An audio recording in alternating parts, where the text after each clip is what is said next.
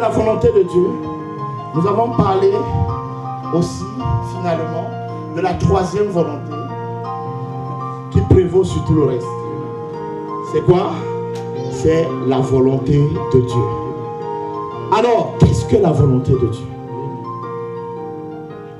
La volonté de Dieu, c'est ce qui est bon, agréable et parfait. Selon Romains, n'est-ce pas? Afin que vous discerniez quelle est la volonté de Dieu. Ce qui est bon, agréable et parfait. Maintenant, je vais démystifier cela. Amen. Le premier aspect de la volonté de Dieu, c'est par rapport à la création, au plan, n'est-ce pas? À la création, il a su dans son omniscience la chute de la création. Donc, même dans sa volonté, il a préparé ce qu'on appelle le plan de la rédemption. Amen. Donc, Dieu, quand il crée, il savait qu'il devait avoir un problème. Amen. Donc, il a créé le plan de la rédemption. Lorsque nous avons des projets, lorsque nous faisons des choses, vous savez pourquoi parfois l'échec est très fatal pour plusieurs? Parce qu'ils n'ont jamais prévu l'option de l'échec. Amen. Ils n'ont jamais prévu que si ça se passait mal, qu'est-ce que je ferais? Amen. Voilà pourquoi, même si tu te maries, Amen. même si Dieu te bénit financièrement, même si Dieu t'élève, n'oublie jamais que dans ce que tu es en train de vivre, il y aura toujours des périodes creuses. Amen. Et prépare ton mindset à ces périodes creuses-là. Amen. Demain, tu es un artiste qu'on voit partout. Mais si tu n'étais pas préparé en disant, si je suis face à un scandale, qu'est-ce que je vais faire? Si on me tend un piège, qu'est-ce que je vais faire? Si on me... Est-ce que vous comprenez? Et voilà pourquoi certains artistes qui ont du talent, qui ont réussi, mais leur carrière se sont arrêtées parce qu'ils ont été victimes soit d'une injustice, soit d'un drame de la société. Et il s'est dit, non, les fans sont méchants, les gens sont méchants. Il s'est braqué. Mais quelqu'un qui s'est préparé à ça, il va être fair play. Même si vous parlez mal de lui, il va dire, je comprends. Je comprends votre réaction, je vous pardonne, mais je vous aime. Parce qu'il s'était déjà préparé à ça. Voilà pourquoi il est difficile de me faire tomber. Mais même si tu me renverses par terre, je vais dire que non, tu l'as fait par erreur. Je te lève, je me lève, je t'embrasse et je continue à marcher. Quelqu'un écoute ce que je dis? Amen. Mais il ne va pas me lever et dire, j'ai dit, hein, j'ai fait le kata chinois, j'ai fait le muay thai. Et pendant que je fais ça, je perds mon temps, je réduis la marche vers ma destinée et je te fais plaisir.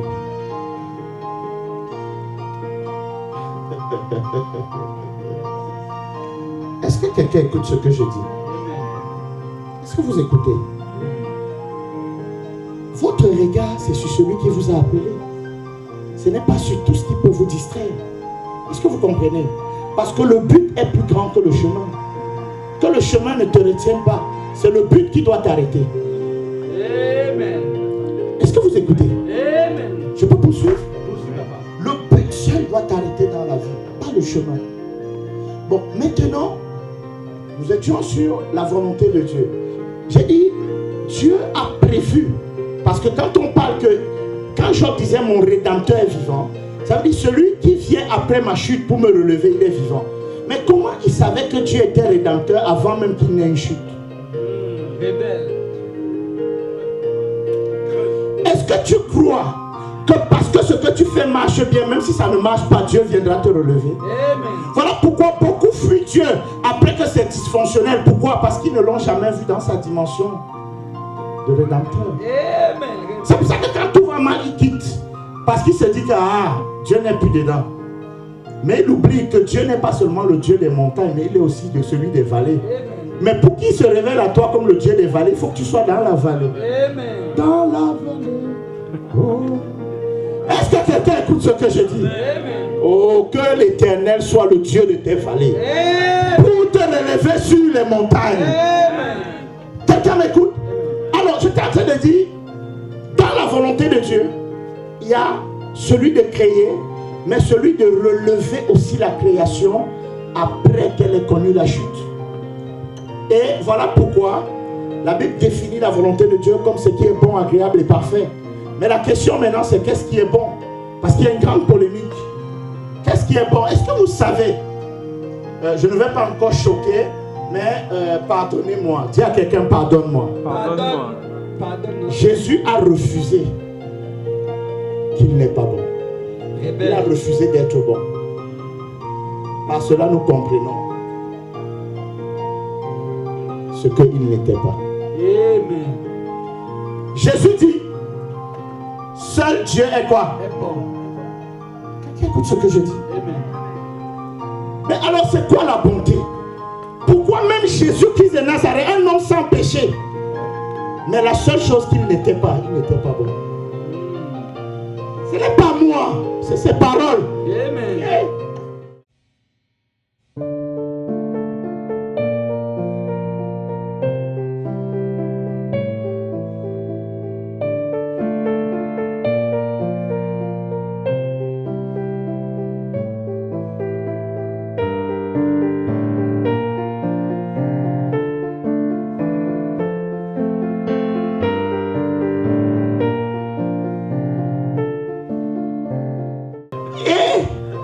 Mais je vois les yeux sortir, c'est ses paroles.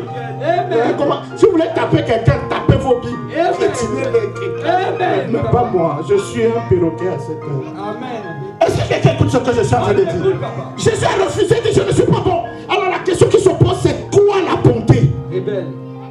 Jésus est un homme sans péché, mais pas bon. Donc, si on dit que tu n'es pas bon, tu n'es pas bonne, ne dis pas que moi qui vis dans la sainteté, moi qui vis, tu me dis que je ne suis pas. Même Jésus n'était pas Bon. La question, qu'est-ce que la bonté? Amen. La bonté, c'est quoi? Maintenant, dis à quelqu'un, revenons au commencement. Revenons au commencement. La Bible dit, quand Dieu créait les choses, premier jour, il vit que la seule personne à définir la bonté, c'est Dieu. Amen. C'est ce que Dieu dit que c'est bon qui est bon. Amen. C'est pas ce que nous pensons que c'est bon. Amen. C'est pour ça que je veux corriger, surtout en Afrique. Amen. Ils appellent les sucreries les bonbons. Qui leur a dit que c'est bon?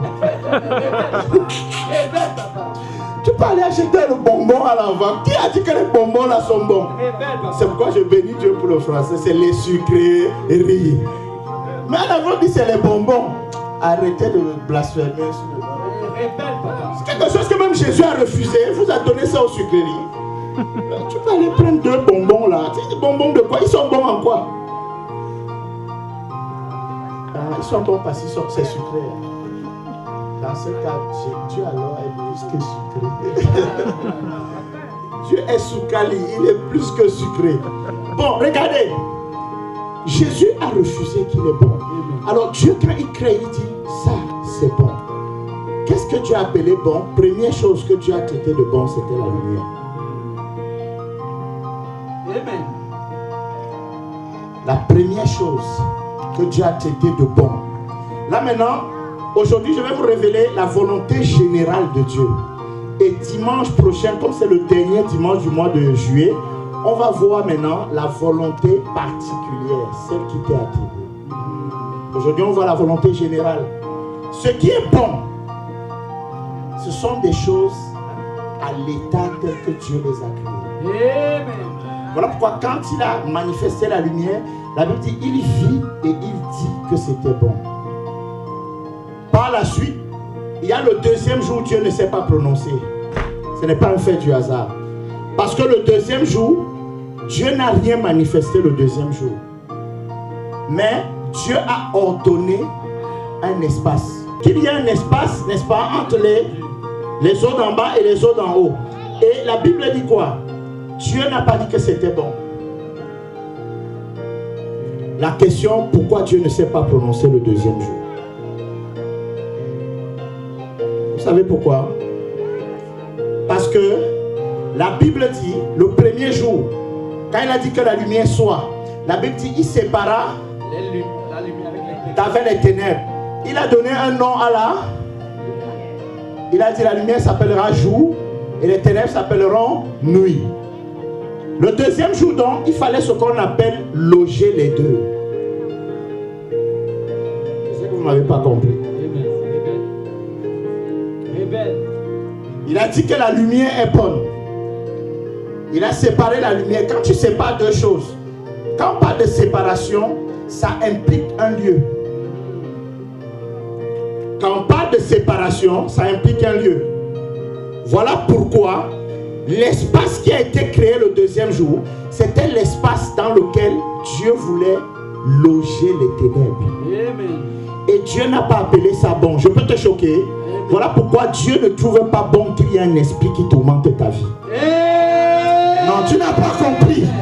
Non, tu n'as pas compris. Amen. Parce que Dieu ne s'est pas prononcé sur l'espace qu'il a donné aux ténèbres, une place dans la création. Il ne s'est pas prononcé en disant que c'est bon. Amen. Amen, papa. Oh. Révèle, papa. Touche, papa. Touche le mystère. Voilà pourquoi les esprits impurs sont aussi pris dans la Bible comme les esprits ténébreux. C'est pourquoi la Bible dit que quoi? Ils ont vu venir la lumière, mais ils n'ont pas accepté de venir parce que leurs œuvres sont mauvaises ou ténébreuses et ils ont fui dans les ténèbres. Donc ça veut dire que les ténèbres, c'est le lieu que Dieu a donné aux maléfiques. C'est pour ça que c'est très certain que lorsque la Bible dit mais la terre devient informe et vide et tout ça, ça veut dire qu'il s'était passé quelque chose en amont. Amen. Mais ce n'est pas le sujet du jour. Amen. Donc le deuxième jour, Dieu va créer un espace pour les ténèbres. Amen. Mais maintenant je peux vous choquer. Dis Dieu là, dis Dieu là. Dis Dieu là. Je n'ai jamais vu un conquérant comme ça. Je n'ai jamais vu un conquérant. C'est-à-dire quoi? Il repousse ses ennemis. Mais même là où ses ennemis sont, il fait tout pour qu'il y ait ses agents au milieu d'eux. Amen.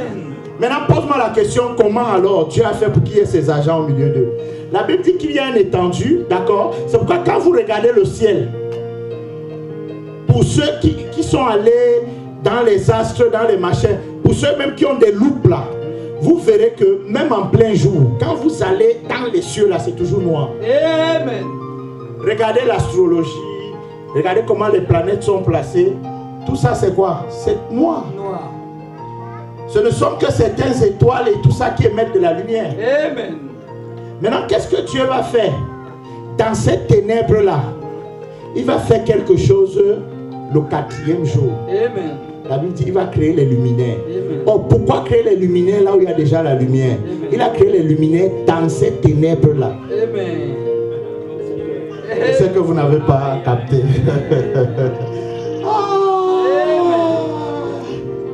Je peux continuer? Grosso modo, ce qui est bon, c'est tout ce qui est resté à l'état où Dieu l'a créé. Dieu crée les luminaires, il dit voici, c'est bon. Il demande à la terre de produire les plantes. Il dit voici, c'est bon. Et il dit maintenant, faisons l'homme. Et au niveau de l'homme, il ne dit même pas que c'est bon. Il rajoute un préfixe. Il dit c'est très bon. L'homme est très bon pour Dieu. Amen. Mais comment se fait-il que l'homme qui est très bon, Jésus, a refusé qu'on dise qu'il est bon? Pourquoi? Tout simplement parce que le péché a fait perdre la bonté de l'homme aux yeux de Dieu. Le péché a fait perdre la bonté de l'homme aux yeux de Dieu. Amen. Voilà pourquoi Jésus, qui est né aussi d'une femme, qui est issu de la lignée adamique ne pouvait pas se réclamer d'être bon. Pourquoi? Amen. Parce que sa chair, dans le corps de Marie, a touché le sang de Marie. Amen. Et cela, il estime que ça a effrité la bonté de Dieu. Amen.